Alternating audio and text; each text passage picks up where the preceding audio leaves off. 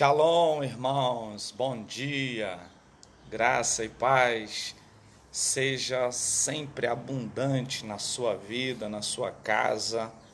Mais uma vez estamos juntos aqui nesse café da manhã, todos os dias, 8 horas da manhã, estamos juntos, começando o dia, lendo a palavra de Deus, meditando.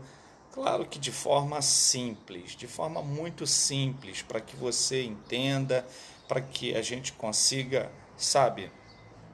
ter aquela interpretação do Espírito Santo. Irmãos, como é bom termos essa palavra. Essa palavra nos anima, essa palavra nos leva a lugares altos, não em termos de posição diante dos homens, mas reconhecendo a grandiosidade do nosso Deus. Bom dia, irmão Alberto, shalom, meu querido. Bem, hoje o texto que nós vamos meditar juntos aqui está em Esdras, capítulo 10. Esdras, capítulo 10, é uma coisa muito interessante que tem, assim, vamos dizer, uma repulsa de algumas pessoas em confessar o seu pecado. Confessar o seu erro para algumas pessoas é motivo de demonstrar sua fraqueza. Demonstrar que errou para algumas pessoas remete a elas, a essas pessoas que acabam se escondendo e guardando as coisas no seu coração, remete à dúvida, remete à incerteza, remete a situações do tipo: poxa, eu não posso perder o controle disso, eu sou, principalmente os homens, Os homens se acham tão fortes, tão assim, cheios de si, que tem o controle, e quando chega para confessar o seu pecado, o seu erro, o que ele fez de errado, eles ficam em dúvida e acabam não confessando, porque parece que vai mostrar para todo mundo que ele é uma pessoa mole, que ele é uma pessoa que não sabe das coisas. Ele não quer demonstrar uma fraqueza, uma fragilidade, mas todos aqueles que confessam através de uma conversa, através de um diálogo, conseguem enxergar, a glória de Deus, conseguem enxergar coisas muito maiores. É isso que a palavra de Deus nos ensina.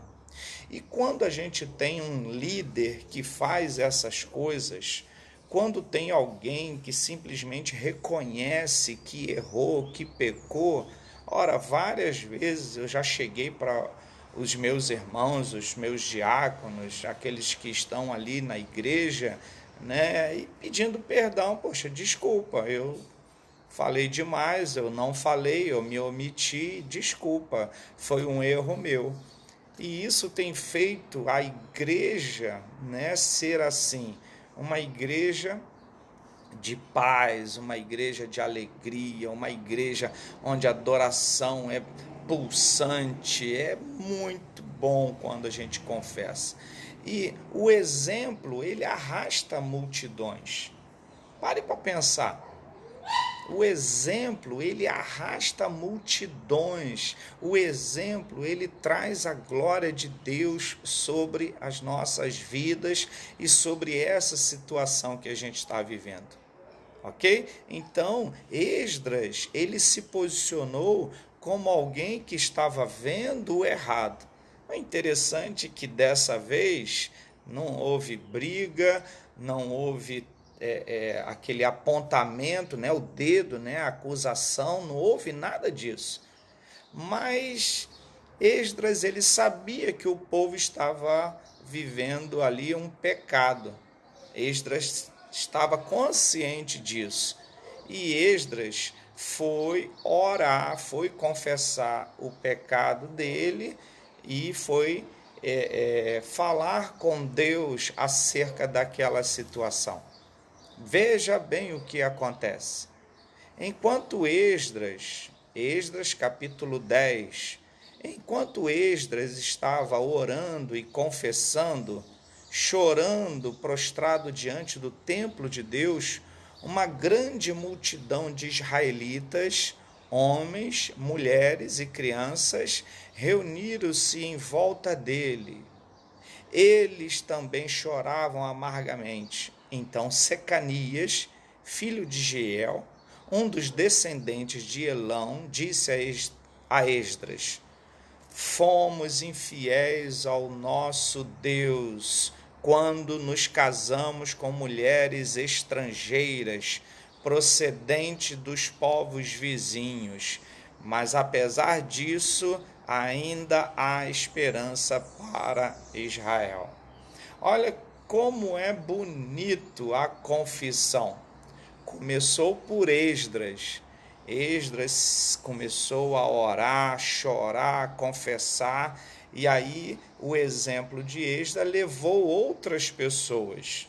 Como eu falei, reparem que Esdras não brigou com ninguém, não botou aquele dedo e começou a dizer: vocês são os pecadores, a ira de Deus vai vir.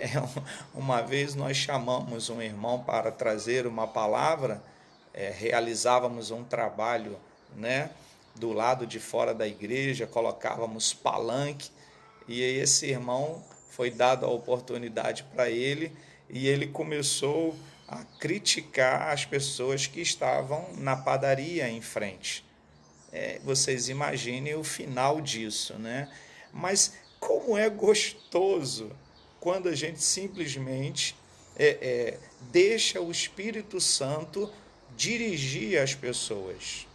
Eu sei que é muito difícil as pessoas darem ouvido ao Espírito Santo, porque as pessoas estão acostumadas a coisas palpáveis. Elas só entendem que elas são abençoadas se ela tiver com uma Mercedes na garagem. Elas só entendem que elas são abençoadas se elas estiverem gozando de plena saúde. Mas, na verdade, para o Senhor, nada disso importa. Mercedes, saúde, carro, casa, nada disso importa, porque o Senhor, Ele quer o nosso coração. Então, reparem o que acontece, uma mudança completa na vida de um líder, uma mudança completa na cabeça das pessoas. Até as crianças se aproximaram do altar. Até as crianças foram impulsionadas por aquele exemplo e começaram a fazer isso. É muito gostoso, é muito interessante quando a gente começa a fazer essas práticas e a gente percebe que outras pessoas também estão fazendo, estão seguindo essa mesma linha de pensamento. Que coisa mais gostosa, que graça do Senhor quando Ele move tudo isso em função de uma confissão. Então repare o poder que há numa confissão, num pedido de desculpa. Repare o poder que há no pedido de um diálogo franco e aberto. O chato é quando a gente começa a conversar, a ter um diálogo simples, honesto, e as pessoas simplesmente não conseguem mais caminhar com a gente. Isso é muito terrível. Mas quando a gente, entre muitos, quando a gente consegue encontrar um abençoado que resolve entender que errou, resolve entender, né, que estava no caminho errado e fazendo como Secanias, confessou o pecado e disse para todos: não, nós precisamos acertar isso. Sabe quando você está participando da mesa do Senhor e você não tem compromisso com as coisas espirituais? Sabe quando você sabe que está em fornicação e simplesmente não quer resolver sua situação? Você já está tão fechado, né, que você acha que não precisa, mas precisa. Você precisa confessar, você precisa se arrepender, você precisa fazer diferente a partir de agora. Tem muita coisa para você realizar nessa vida, e realizando aos pés da cruz, você será muito mais bem-sucedido, muito mais bem-aventurado. Então, nossa palavra no dia de hoje é que possamos então confessar nossos pecados. Possamos então olhar para essa questão de confissão, de dizer ao Senhor que nós estamos errados, porque simplesmente se nós confessamos, ok?